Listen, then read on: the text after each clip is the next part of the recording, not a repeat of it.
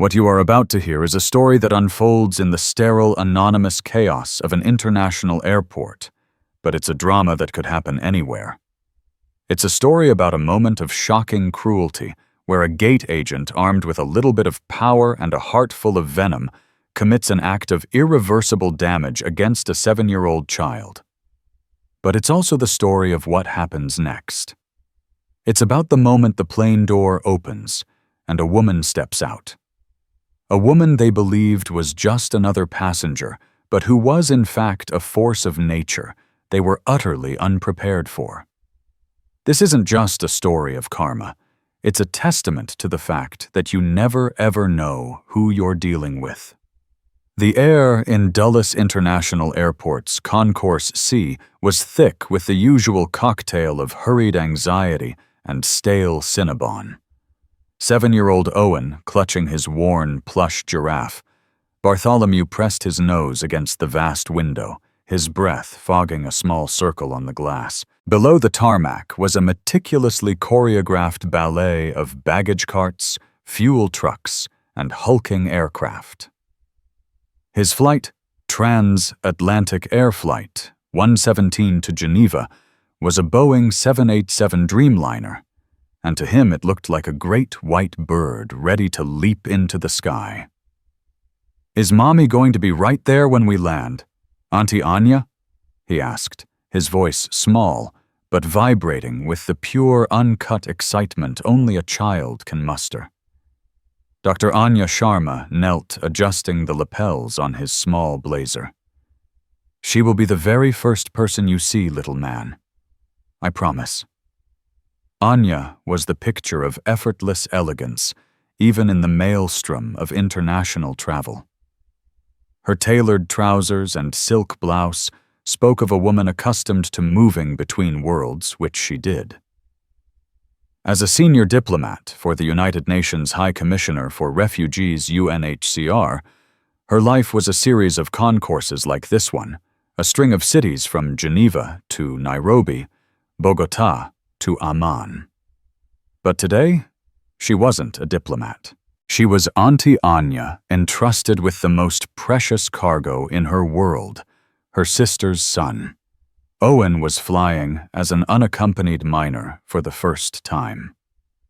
His mother, Chloe, a renowned pediatric surgeon with Doctors Without Borders, had been stationed in a refugee camp on the Syrian-Turkish border for the past 6 months. Now reassigned to a desk job in Geneva for a year, she was finally able to have her son with her. The reunion was a beacon that had pulled their small family through a long, difficult separation. Anya held his official documents in a crisp folio, his brand-new American passport, the signed and notarized consent forms, his Swiss visa, and the unaccompanied minor paperwork all meticulously organized. She had triple-checked everything. In her line of work, documentation was sacred. It was the thin paper shield that stood between a person and statelessness, between safety and peril. "Okay, Owen," she said, her voice warm and reassuring. "We're going to go to the desk now. Remember what we practiced. You show the nice lady your ticket and your passport, and you tell her you're ready for a big adventure." Owen nodded bravely, his grip on Bartholomew tightening. "A big adventure," he repeated. They approached the boarding gate C-28. The area was a controlled chaos of passengers repacking carry-ons, chugging last-minute water bottles, and making final loud phone calls. At the podium stood the gate agent. Her name tag read Karen Miller. Karen was a woman who looked like she was perpetually chewing on a wasp. Her blonde hair was pulled back in a severe, tight bun that seemed to pull at the corners of her eyes, giving her a look of permanent disapproval. She was in her late 40s, her face a roadmap of minor grievances and unspoken resentments. Today was a particularly bad day. She'd been passed over for a supervisor position for the 3rd time. Her car had a flat tire that morning, and a passenger on the previous flight had yelled at her for 5 minutes about the lack of gluten-free pretzels. She was a tinderbox waiting for a spark. When Anya and Owen reached the desk, Karen didn't look up from her screen. She simply extended a hand, palm up, a silent, imperious demand for their documents.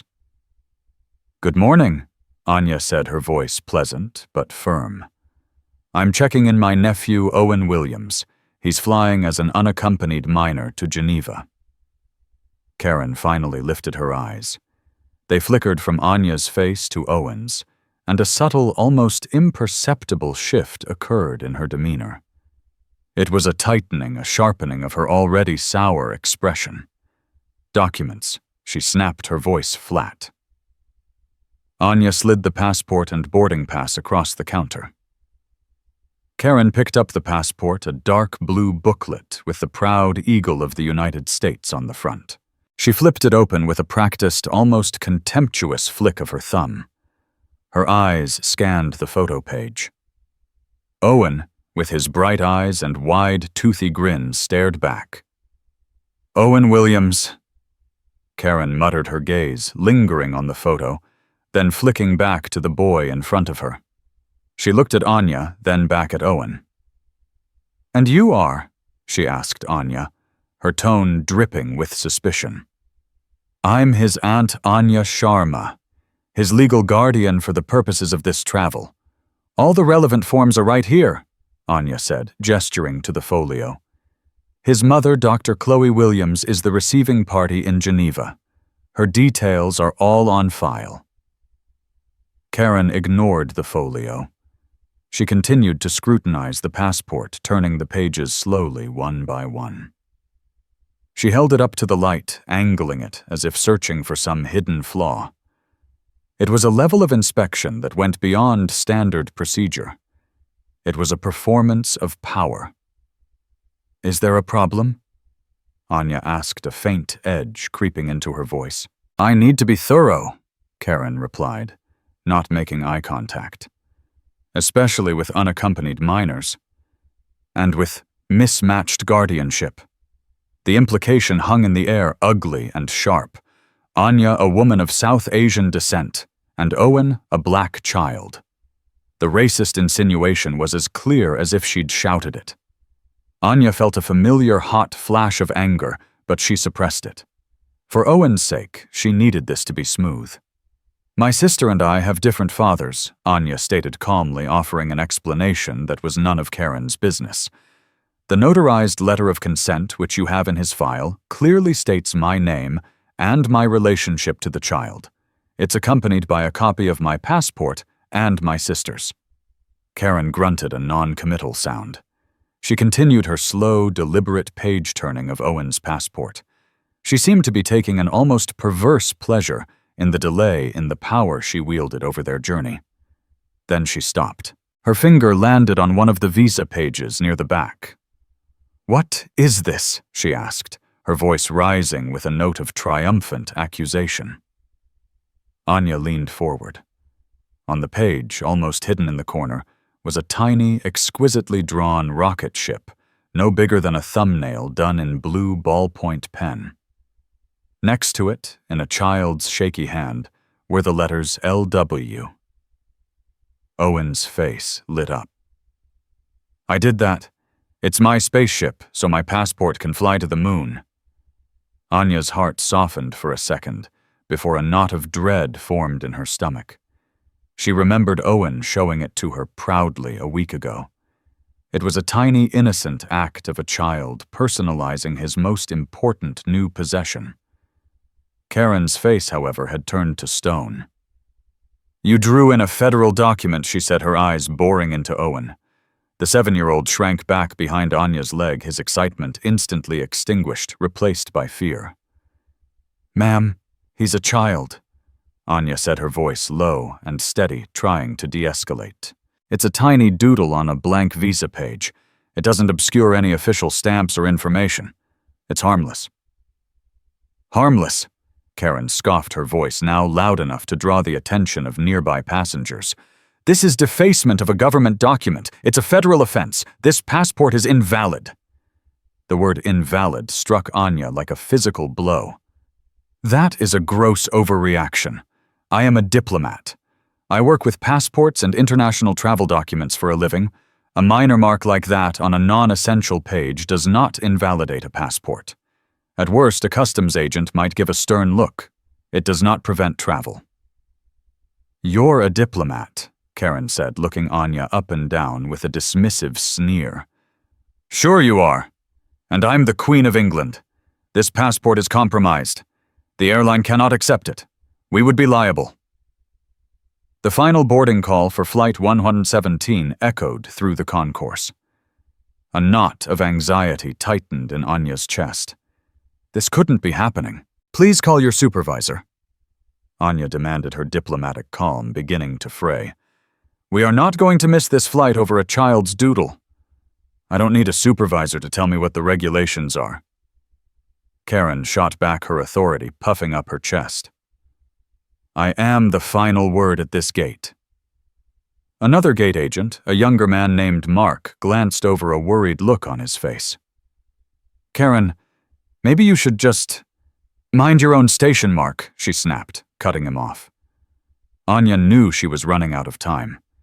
The plane wouldn't wait. She made a split-second calculation. She had to get Owen on that plane. She could sort this out from the other side. She had a diplomatic passport herself. She could handle any issues in Geneva. Fine, Anya said, changing tactics. Let's say you're right. It's a risk. A risk I am willing to take. Let him board. I will sign a waiver, a document, assuming all liability if Swiss immigration has an issue, which they won't. My sister is waiting for him. This reunion has been 6 months in the making. Please. She was pleading now, and she hated it. She hated the position this woman had put her in. She could see Owen's eyes welling up with tears, his lower lip trembling. Karen seemed to savor her desperation. She looked from Anya's face to Owen's tear-streaked cheeks, and a cruel, thin smile touched her lips. No, the decision is final. He's not flying. Not with this. And then she did something that fractured the reality of the moment, something that took the situation from a bureaucratic nightmare to an act of pure, unadulterated malice. With a swift, deliberate motion, Karen Miller gripped the photo page of Owen's passport. What are you doing? Anya gasped. Her eyes wide with disbelief. Before anyone could react, Karen ripped the page. The sound was sickeningly loud in the relative hush of the gate area. The sound of tearing fabric of something vital being destroyed. She wasn't done. She tore out another page, then another. The visa page with the little rocket ship. The blank pages next to it. She tore them into pieces, the small blue and red fragments fluttering onto the counter like malevolent confetti. She held up the mangled, pathetic remains of the booklet.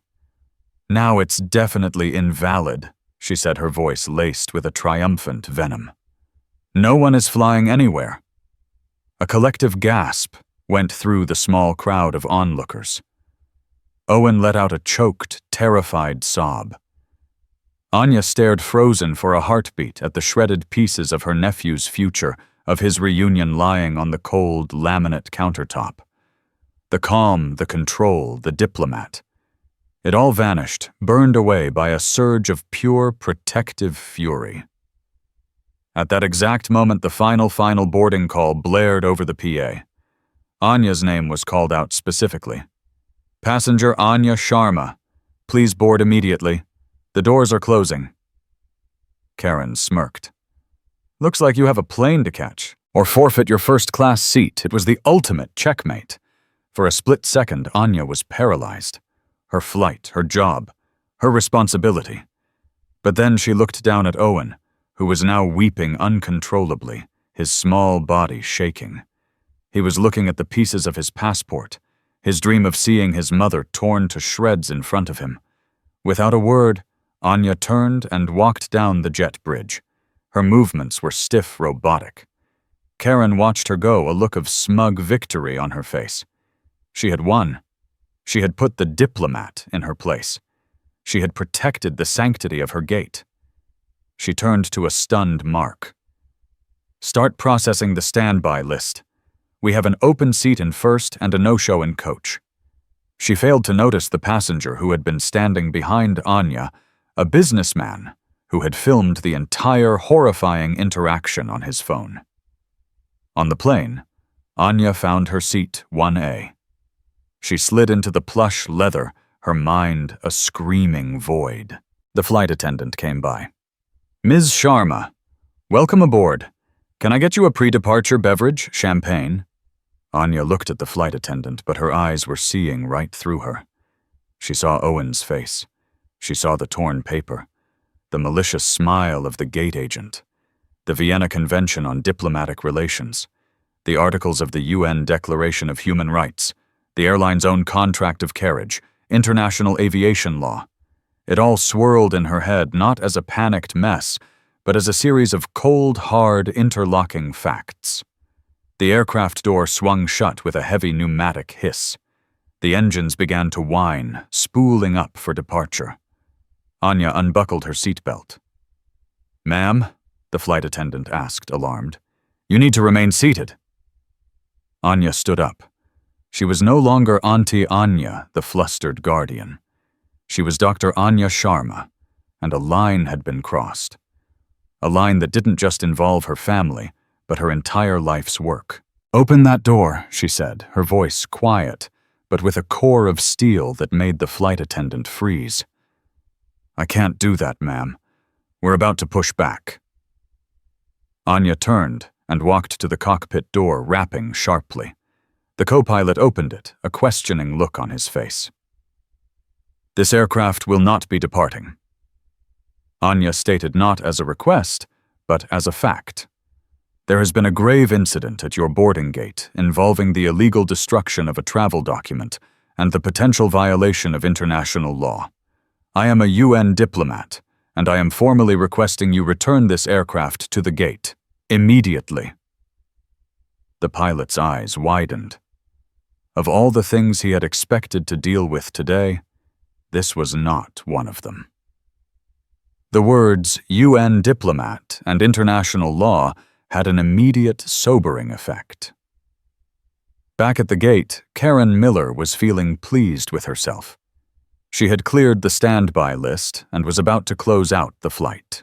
Owen was huddled on a chair, being watched over by the other agent Mark, who looked sick to his stomach.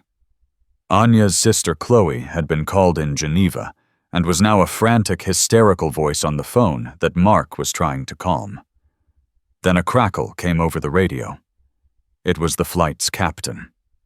"Gate C-28. This is Captain Evans of Flight 117. We are returning to the gate. I repeat, we are returning to the gate. Have a supervisor meet us on the jet bridge. Immediately." Karen stared at the radio in disbelief. That was impossible. Planes didn't just come back. But the massive Dreamliner, which had just begun to push back, halted. Its engines spooled down. The jet bridge, which had started to retract, slowly began moving back towards the aircraft door. Karen felt the first cold tendril of fear creep up her spine. What was going on? The door of the jet bridge connected with a solid thud. A few seconds later, the aircraft door opened. And Dr. Anya Sharma stepped off the plane. The look on her face was not one of anger. It was something far more terrifying. It was the calm, focused intensity of a storm about to break. She walked down the jet bridge, her heels clicking with sharp, deliberate authority. When she emerged back into the gate area, every eye was on her. The smug look had been wiped clean from Karen Miller's face, replaced by a pale, slack-jawed confusion. Anya walked past her directly to Owen. She knelt and wrapped him in her arms. "It's okay, baby," she whispered, her voice once again soft and maternal. "Auntie is here. Auntie is going to fix this." Then she stood up and turned to face Karen Miller. "You have no idea what you've just done," Anya said, her voice level and dangerously quiet. The real drama was just beginning. The gate area at C-28 had become a theater of silent, gaping disbelief. The few remaining passengers, the other airline staff, and even the cleaners paused their duties, drawn into the magnetic field of the confrontation. The air crackled. Karen Miller, for her part, was struggling to reboot her understanding of the situation. A passenger getting off a plane after the doors had closed was a breach of protocol, a security issue. It was her territory. She tried to reassert her shattered authority. "Ma'am, you cannot be here," Karen said, forcing a sternness into her voice that wavered precariously. "You have breached a secure area after boarding. I'm going to have to call security." Anya gave a small, humorless smile. "Please do. In fact, I insist on it. Call airport police. Call your supervisor. Call your head of North American operations. Call anyone you think has the authority to handle what's about to happen here. Because you, Ms. Miller, are catastrophically out of your depth." Anya's every word was precise, clipped and devoid of the pleading panic she had shown minutes before. She had picked up her folio from the counter, a silent act of reclaiming her power. "I have already informed the captain of this aircraft of the situation," Anya continued, her voice resonating in the hushed space. "I have identified myself to him, and he has quite correctly understood the gravity of an airline employee willfully and illegally destroying a passport issued by the United States government, especially a passport belonging to a minor child." She took a step closer to the podium, her eyes locking onto Karen's. "You didn't just inconvenience a passenger, Ms. Miller. You committed a flagrantly illegal act. You have, in effect, stranded a 7-year-old American citizen and prevented him from uniting with his legal guardian. Given that he is a black child and you have made your assessment of his guardianship clear, one could even argue this borders on an act of targeted harassment and unlawful detainment." These are very, very serious words, and I choose them very, very carefully. Karen's face had gone from pale to a mottled, sickly white. The word illegal was one thing. The phrases unlawful detainment and targeted harassment were from another universe entirely. This was no longer about a defaced document. Just then, a harried-looking man in a slightly better-fitting suit rushed toward the gate. His name tag read, "David Chen, Supervisor." "What is going on here?" he demanded, his eyes darting between Anya, a crying Owen being comforted by the other gate agent, and Karen, who looked like a cornered animal. Captain Evans radioed that a passenger deplaned and claimed an incident. Anya turned to him. "Are you the supervisor in charge?" "Yes, I am." "David Chen." Anya began, her tone shifting to one of official diplomatic protocol. "My name is Dr. Anya Sharma. I am a senior diplomat with the United Nations. This is my nephew, Owen Williams, a U.S. citizen. We were scheduled to travel on your Flight 117 to Geneva. Your employee, Ms. Karen Miller, denied him boarding based on a minuscule pen mark in his passport. When I challenged this absurd interpretation of regulations, she proceeded to deliberately destroy his passport." She gestured to the torn scraps of paper still on the counter. David Chen's eyes fell upon them, and all the color drained from his face. He had seen a lot in his 15 years with the airline, but this was a first. It was a level of transgression that was almost unthinkable. She tore it," he stammered, looking at Karen. It was defaced." Karen blurted out, her voice a high-pitched squeak. "It was invalid. I was following procedure to confiscate a compromised document." "Confiscate!" Anya's voice was laced with ice. There is no procedure in any airline manual or any federal regulation that gives a gate agent the authority to destroy a citizen's passport. You confiscate a fraudulent ticket. You do not destroy a sovereign nation's property, and you certainly do not do it in front of the child to whom it belongs. She paused, letting the weight of her words settle. Mr. Chen, this is what is going to happen now. First, you are going to find a secure, quiet room for my nephew and me. He has been subjected to enough trauma and public humiliation. Second, you are going to get your airline's chief legal counsel on the phone. Not a junior associate. The head lawyer. Third, you are going to contact the airport's Port Authority Police as Ms. Miller so helpfully suggested.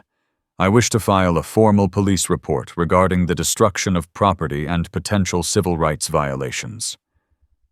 David Chen was sweating now. The phrase UN diplomat had set off every alarm bell in his head. Her calm, systematic list of demands confirmed his worst fears. This wasn't an irate customer he could placate with a voucher. This was a full-blown crisis. Of course, Dr. Sharma. Right away, he said, fumbling for his radio.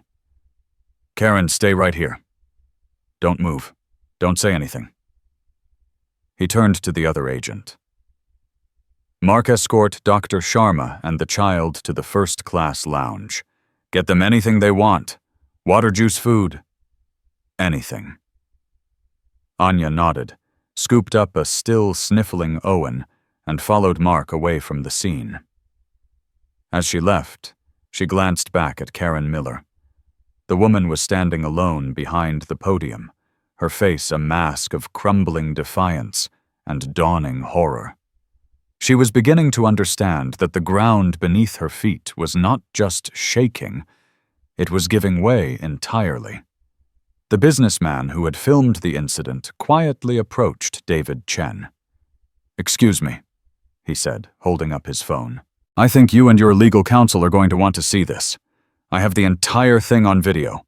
If David Chen's face could have gotten any whiter, it would have become translucent." He numbly took the man's contact information, his hand trembling slightly. In the serene, hushed atmosphere of the Polaris Lounge, the chaos of the concourse felt a world away. Owen was curled up on a plush sofa, sipping an apple juice, and watching cartoons on Anya's tablet. The immediate terror had subsided, replaced by a child's weary sadness. Bartholomew the giraffe lay beside him. Anya was on the phone. But she wasn't calling her sister again. Chloe was already beside herself with a mix of fury and anguish in Geneva, and Anya had promised to handle it. No, Anya was making a different set of calls. Her first was to a very private, very secure number in Washington, D.C. "Jessica, it's Anya." Jessica Davies was one of the sharpest civil rights litigators in the country. She was also Anya's former law school roommate and one of her closest friends. "Anya, what's wrong? You sound precise. That's your danger voice." Anya quickly recounted the entire incident, from the microaggressions to the torn passport. She omitted no detail, her memory for dialogue, and sequence honed by years of diplomatic negotiations and witness debriefings. There was a long silence on the other end of the line. "Jess, you there?" "Oh, I'm here," Jessica's voice replied, and it was now imbued with the predatory glee of a shark that has just scented blood in the water. "Oh my God, Anya. They did what to Owen? That airline, that woman, they have no idea who they just messed with. They just handed us a multi-million-dollar lawsuit on a silver platter. Punitive damages are going to be biblical. I don't want this to be just about money, Jess," Anya said firmly. "I want accountability. I want policy change. I want this to be the last time any employee of that airline ever feels empowered to treat a person of color, a child, any passenger like that. I want them to build an entirely new anti-bias training protocol, and I want to be in the room when they design it." "Anya." "We'll get all of that," Jessica said. "We will own them. First things first. The video. The witness. Get his details. That's our smoking gun. Second, the police report. Emphasize the destruction of federal property. That elevates it beyond a customer service complaint. Third, do not accept any apology or offer from the airline without me present. They will try to make this go away quietly. We are not going to let them. Anya felt a grim sense of purpose solidifying within her. I know. Thanks, Jess. I'll keep you posted. Her next call was to the U.S. State Department's Passport Services Agency to report the destruction and start the process for an emergency replacement. Her status as a diplomat and the extreme circumstances would cut through the usual red tape. By the time David Chen appeared at the lounge door, flanked by 2 Port Authority police officers, Anya was ready. She had built her fortress and sharpened her swords. Dr. Sharma Officer Rodriguez, the senior of the 2, said respectfully, "We've been apprised of the situation. We'd like to take your statement." Anya nodded. "Of course, officer. But first, I'd like to know what immediate action Transatlantic Air is taking regarding their employee." David Chen cleared his throat, looking deeply uncomfortable. "Ms. Miller has been suspended pending a full investigation. She has been escorted from the airport. Suspended." Anya raised an eyebrow. "Mr. Chen, your employee didn't just break a rule. She broke the law. She destroyed a document that is the property of the U.S. government. I expect a full and transparent investigation, and I expect its findings to be shared with my legal counsel." She handed him Jessica Davies's business card, which she kept in her wallet for emergencies. "My lawyer will be in touch with your legal department within the hour. In the meantime, my nephew requires an emergency passport. The State Department is expediting it, but they require a formal report from the airline detailing the destruction of the original by your employee. I will need a copy of that report." Chen just nodded numbly, accepting the card. He felt like a man in a rowboat being given instructions by the captain of a battleship. As Anya gave her calm, detailed statement to the police, the video taken by the businessman was already beginning its insidious journey. He had sent it to his wife, who, outraged, had posted it to her Twitter feed with the caption, "Unbelievable." At Transatlantic Air Gate agent at Dulles rips up a little boy's passport right in front of him and his aunt, just because he drew a tiny rocket ship in it. This is child abuse. Flying, while black. She wasn't a major influencer. She had perhaps 800 followers. But the video was dynamite. The raw cruelty of the act, the sound of the tearing paper, Owen's heartbroken sobs, it was visceral, undeniable, and deeply shocking. Within an hour, it had 1,000 retweets. By the time Anya and Owen were being chauffeured to a nearby hotel paid for by the airline, it had 10,000. By the time they were checking into their suite, the story had been picked up by a local news blogger. The name Karen Miller had not yet been mentioned. But the internet, in its relentless hive-mind way, was already starting to ask, who was she? The first twist of the knife of karma had just been pushed in, and it was about to get much, much deeper. The viral firestorm ignited by a single tweet was faster and more ferocious than anyone at Transatlantic Air could have possibly imagined. By evening, the hashtag #JusticeForOwen was trending nationwide. The video was everywhere. Twitter, Instagram, Facebook, TikTok. It was being dissected on cable news with aviation experts and civil rights advocates expressing uniform shock and disgust. The anonymity of Karen Miller was short-lived. A former high school classmate recognized her. A disgruntled neighbor confirmed it. Someone found her public-facing Facebook profile with its mix of inspirational quotes and thinly veiled political grievances. By morning, her name, her photo, and her place of employment were inextricably linked to the viral video of her cruelty.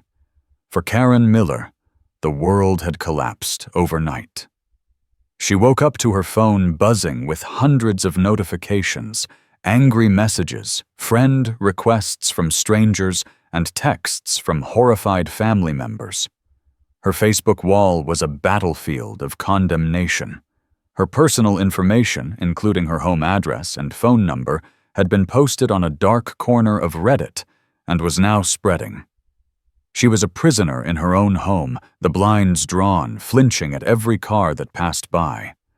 The smug satisfaction she had felt at the gate had curdled into a cold, terrifying dread.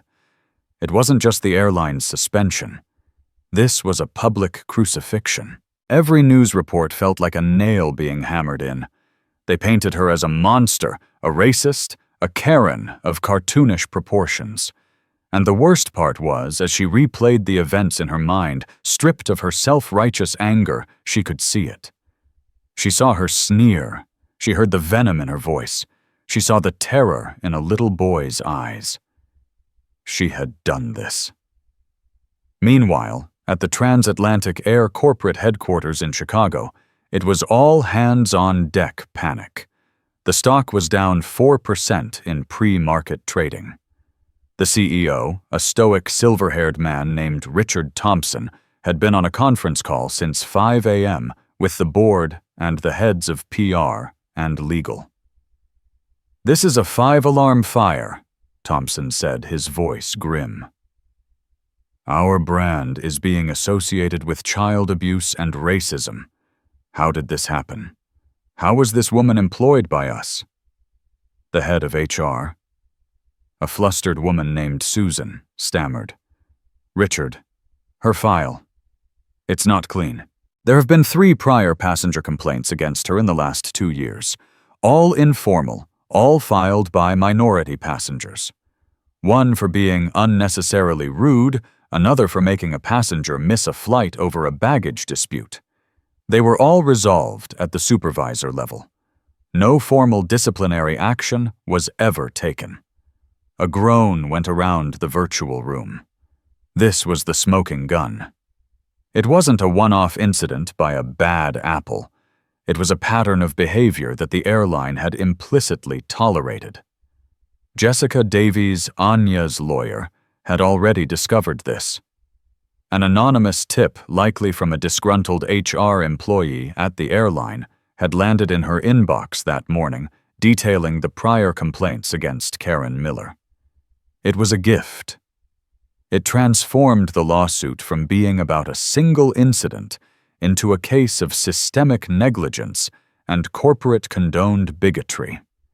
Jessica's first official letter to the airline's legal counsel was a masterpiece of legal aggression. It cited the video evidence, the multiple witnesses, the pattern of prior complaints, the psychological trauma to a minor, the violation of federal law regarding passport destruction, and the potential violation of the Civil Rights Act of 1964. It didn't just demand a settlement, it demanded a complete overhaul of the airline's training procedures to be overseen by an independent body chosen by her client. It also floated the idea of a press conference where Dr. Anya Sharma of the United Nations would detail the airline's failings on a global stage. The threat was explicit and terrifying for the airline. Anya wasn't just any victim. Her title carried immense moral weight. A UN diplomat who specialized in the welfare of vulnerable populations being subjected to this by their airline. The optics were catastrophic. CEO Richard Thompson made a decision. We don't fight this. We capitulate. Completely. We issue a full-throated, unreserved apology. We terminate Miller effective immediately. We announce a full review of all our policies. And you, he said, pointing his pen at his general counsel, you get on the phone with this Jessica Davies and you give her everything she wants. Money is no object. Make this go away. Back in Washington, Anya was shielding Owen from the storm. They had a new emergency passport in hand, issued in record time. They were staying in the hotel, watching movies, and ordering room service, creating a bubble of safety. Owen, with the resilience of a child, was slowly returning to his cheerful self, though he now clung to Anya a little tighter. He was drawing in his sketchbook mostly pictures of his Auntie Anya as a superhero with a cape made of passports. Anya saw the news, of course. She saw the viral video and read the articles. She felt a grim satisfaction not at Karen's personal ruin, but at the sheer undeniable force of the accountability. But her mission wasn't over. The call from the airline came that afternoon. Not from David Chen, but from Richard Thompson himself. Dr. Sharma. The CEO's voice was grave and humbled. I am calling you to offer my most profound and sincere apology on behalf of every single person at Transatlantic Air. What happened to you and your nephew is inexcusable. It is a betrayal of our values and of basic human decency. There are no words to express how sorry I am. Anya listened, her expression unreadable. Mr. Thompson, I appreciate your call, but apologies are words. I am interested in actions. Of course, Thompson said quickly. We have already terminated the employee in question. We have launched a top-to-bottom review of our sensitivity and anti-bias training. Your lawyer, Ms. Davies, is speaking with our legal team as we speak, and I have instructed them to be fully cooperative in reaching a settlement that is not just fair, but reparative. Reparative, Anya repeated the word. That's a good word, Mr. Thompson. Reparations involve making things right. My nephew is 7 years old. He is a bright, loving, wonderful black child who just learned from your airline that the world can be a cruel and unfair place for no reason at all. How do you repair that? The question hung in the air, a powerful indictment that no amount of money could fully answer. We will do whatever it takes, Dr. Sharma. We are prepared to offer a substantial settlement to be placed in a trust for Owen's education and future. Furthermore, we would like to make a significant donation to a charity of your choice that works with vulnerable children. This was the opening Anya had been waiting for. The charity I have in mind, she said, her voice like steel, is the UNHCR's program for undocumented and stateless children. The ones whose lack of a passport, something your employee treated with such contempt, puts them at risk of trafficking and exploitation every single day. There was a stunned silence from the CEO, and regarding the new training protocol, Anya continued pressing her advantage. I don't want a review. I want a revolution. I will be submitting a proposal drafted by experts in the fields of civil rights and child psychology. It will be mandatory for every single employee, from the baggage handlers to the boardroom, and its implementation will be a non-negotiable part of our settlement. Richard Thompson, one of the most powerful CEOs in the aviation industry, felt utterly and completely outmaneuvered. He had come to offer money and apologies. He was leaving with a commitment to fundamentally change the culture of his company under the direct influence of the woman they had wronged. Yes, Dr. Sharma, he said, his voice quiet. We agree to your terms. The karma for Karen Miller was swift and brutal public shame, financial ruin, professional exile. But the karma for Transatlantic Air was of a different kind. It was not a punishment that would destroy them, but one that would force them to be better. It was a hard, expensive, and deeply public lesson in the cost of looking the other way. Anya hung up the phone. She looked over at Owen, who had fallen asleep on the couch, his sketchbook open on his chest. She walked over and gently picked it up. On the open page was a new drawing. It was him and his mom running towards each other under a bright yellow sun. In the corner, a tiny airplane was flying through a perfect blue sky. There was no rocket ship this time. The adventure was no longer about flying to the moon. It was about flying home. The final negotiations did not take place in a sterile boardroom, but over a series of tense, sterile video calls that spanned 3 days. In her sleek Washington, D.C. office, Jessica Davies sat like a general at her command post, with Anya patched in from her hotel suite. On the other screen, the faces of Transatlantic Air's general counsel and 2 vice presidents were pale and drawn, their usual corporate swagger replaced by a somber deference. They had been stripped of all leverage. The viral video, the witness statements, the damning evidence of prior complaints, Jessica had laid out her case with surgical precision, leaving them no room to maneuver. "The trust for the child is non-negotiable," Jessica stated, her voice calm and final.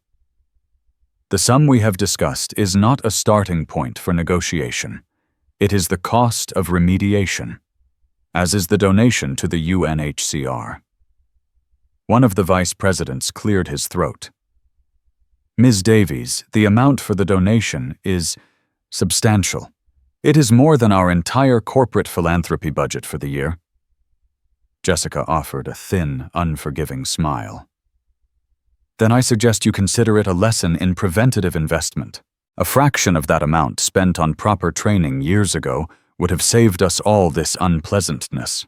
There was no reply. They knew she was right. Anya watched the exchange, her own expression unreadable. When the legal jargon subsided and the airline executives had formally capitulated on every point, Jessica ended the call. "We got them, Anya," Jessica said, a rare note of triumph in her voice. "We got everything. More than everything. They're even fast-tracking a new third-party complaint system so another Karen Miller can't be swept under the rug by a mid-level manager." "It was never about the money, Jess," Anya replied quietly, her gaze distant. "You know that." "I know," Jessica softened. "But money is the language a corporation understands. It's their metric for pain. And what you did with the policy changes, that's the real victory. You've forced a behemoth to change its DNA. That, my friend, is how you leverage power." The creation of the Sharma Protocol was an exercise in Anya's quiet, relentless diplomacy. She was on calls with DEI consultants, child psychologists, and airline training managers.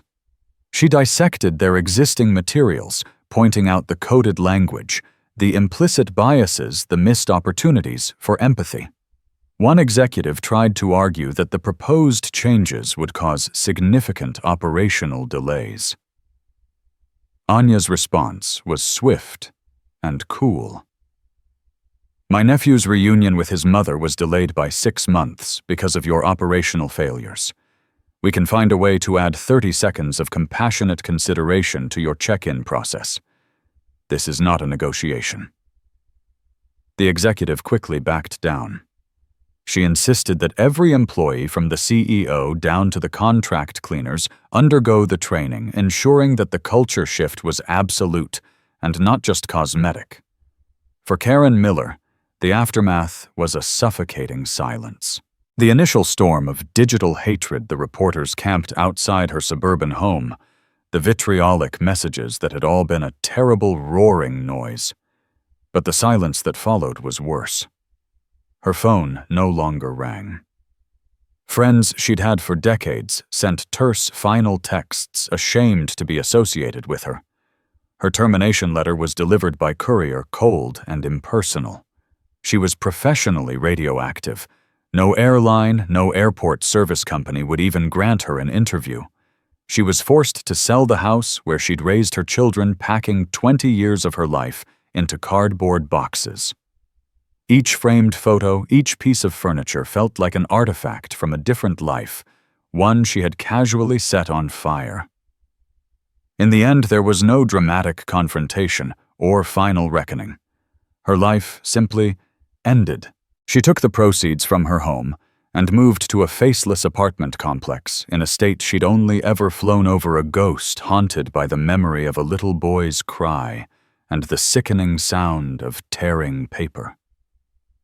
The karma wasn't a lightning bolt from the heavens. It was the slow, crushing weight of her own actions. 2 weeks after that horrific day, Anya and Owen returned to Dulles International Airport. The atmosphere could not have been more different. As they entered the first-class check-in area, the agents straightened up their expressions professional, but laced with an unmistakable deference. There were no suspicious glances, no imperious demands. Their boarding passes were processed with a quiet efficiency that was profoundly respectful. David Chen, the supervisor, was waiting for them personally. He looked older than he had 2 weeks ago, the stress of the incident having etched new lines around his eyes. "Dr. Sharma Owen," he said, his voice earnest. "I wanted to personally escort you to the gate and see you off. We have a private lounge waiting for you." He knelt to Owen's level. "And Owen, I spoke with Captain Miller. No relation," he added hastily, and he said the most important part of any flight crew is the co-pilot. He was wondering if you'd like to come see the cockpit before we take off.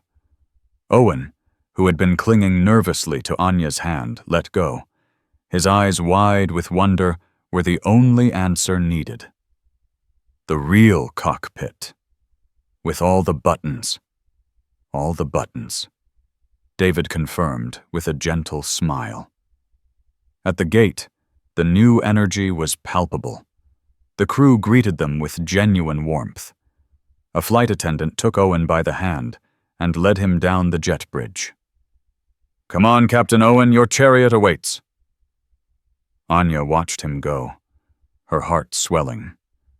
This was the beginning of the repair. This was how you overwrote a traumatic memory with a positive one. "What you did, it's already changed things here," David said quietly, standing beside Anya. "The first wave of the new training modules went out yesterday. It's humbling.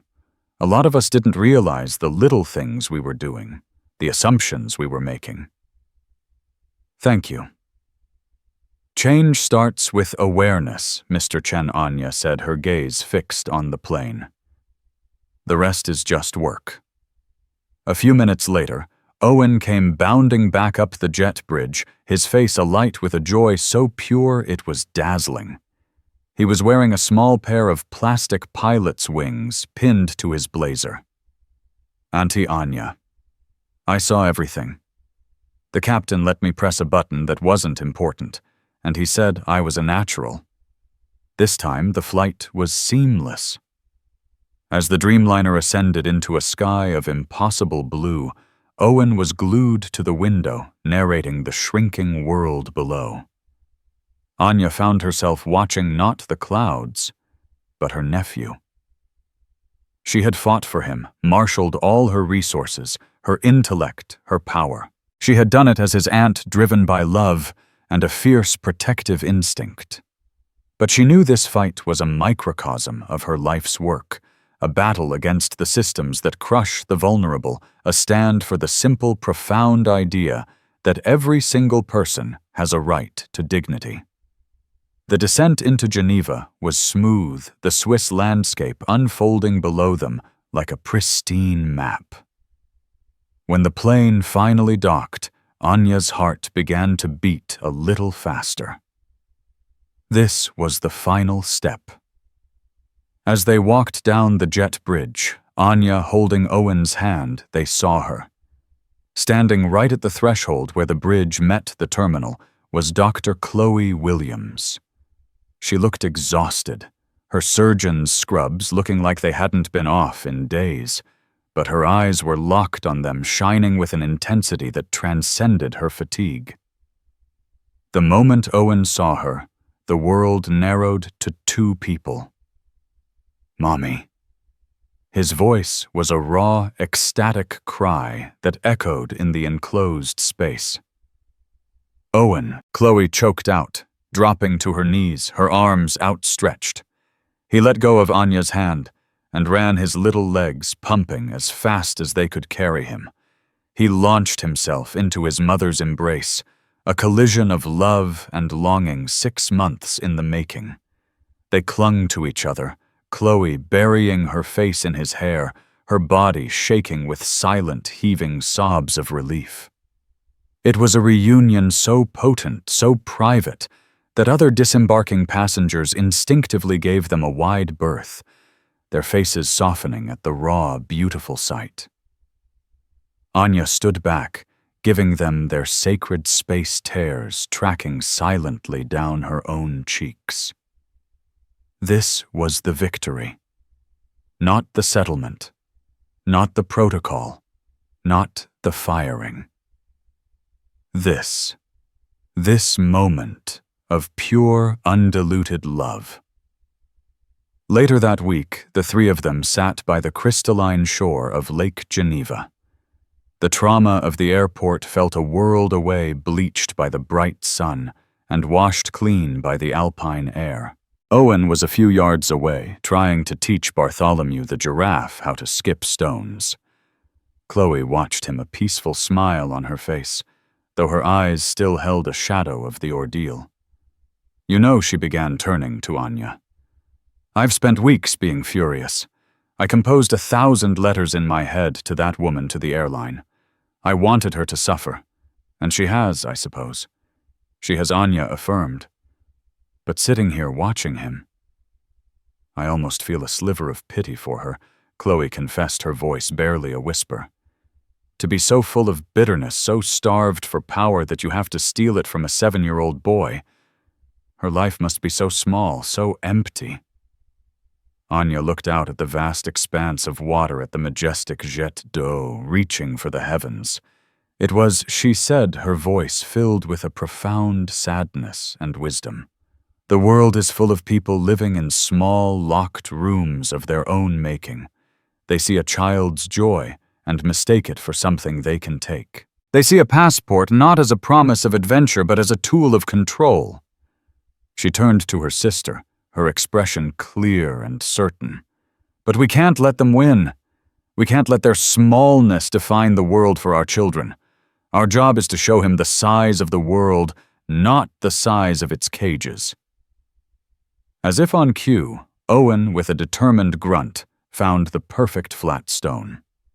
He drew his arm back, mimicking the motions he'd seen others make, and flung it with all his might. The stone hit the water's surface and leaped, a tiny, improbable miracle.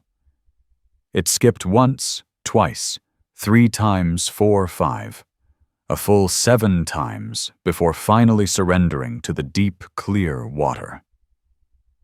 In its wake, a series of perfect, ever-expanding rings radiated outward, shimmering across the lake's surface, long after the stone that made them was gone.